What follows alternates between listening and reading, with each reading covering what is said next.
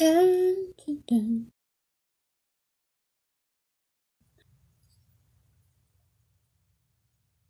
Dun, dun, dun. Dun, dun.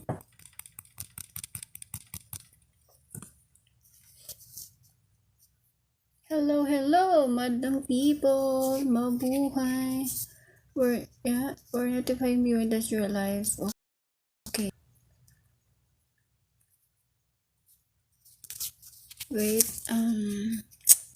because this is my third time I'm going to drink the ano ba yan? Lagers. Lagers po yung aking Hi, Simply Me. Sobrang lagers itong mga sobrang lagers kasi this is my third time to drink this. I want you to see it. Okay? Third times kong uminom ng Amazing White from I Am Worldwide. So gusto ko lang ma-record siya na third time ko na siyang uminom kasi hindi ako nakapag-live ngayon sa Facebook. So I usually take 2 capsule. Pangatlong araw ko pa lang to guys.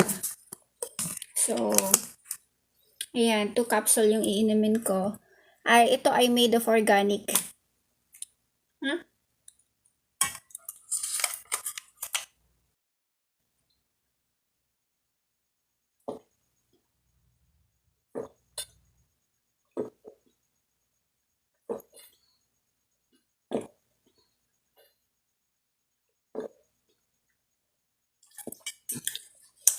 Hello everyone. So nire-record ko lang yung ikatlong araw ko po ngayon. Na uminom ako ng Ken ng Amazing White ni I Am Worldwide. So hindi ko po masyadong ipapakita kasi bawal kay TikTok pala to. No. Pero gusto ko lang magkaroon ako ng record kasi after 1 hour ng pagla-live ko, meron akong clip na recorded yung aking live. So, hi Jaysa, Joom, clothing. So, I can post it sa mga Facebook page ko, no.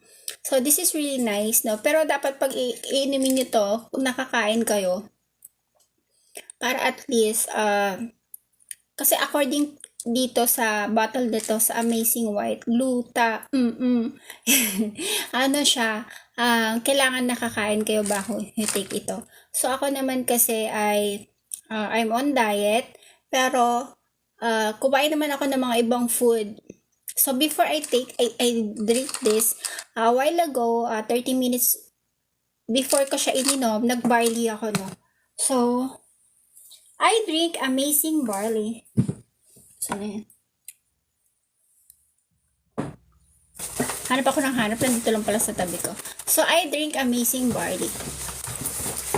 So, ito si I Am Amazing Barley. So, ito muna yung una kong uminom bago ako uminom ng Immunology na vitamin C. So, to protect my inner self, you know. Kasi lagi tayo nagpupuyat kasi nagla-live tayo ng mga hanggang alas 4 actually gising pa ako. So, every day of my days, from October until now, so 4 a.m. na tayo nakakatulog, minsan 5. So, yesterday, I slept mga 8 o'clock na ako nakatulog ng umaga, 8 a.m. in the morning. So, yan. Kaya, medyo sumakit yung ulo ko. Ganon. Pero, kasi meron ako ngayon na suppose na nagpupuyat. But then, I make sure na I have my barley with me. I drink barley every day. So hindi tayo, magkaroon man tayo ng problema, hindi tayo yung malala. 'Di ba? Kasi we should not sleep continuously late, 'di ba? Kasi hindi maganda yung lagi nagpupuyat araw-araw, guys. Kasi pwede tayong magkaroon ng vertigo. Pwede tayong magkaroon ng mga may disadvantage kasi yung pagpupuyat na hindi maganda sa katawan ng tao. Doon po nagkukos yung lahat ng uri ng sakit kapag lagi tayong nagpupuyat. Kasi dapat po, ang tulog po natin ay nasa 8 to 12 hours po talaga yung tulog natin na para maging literally healthy tayo. Kasi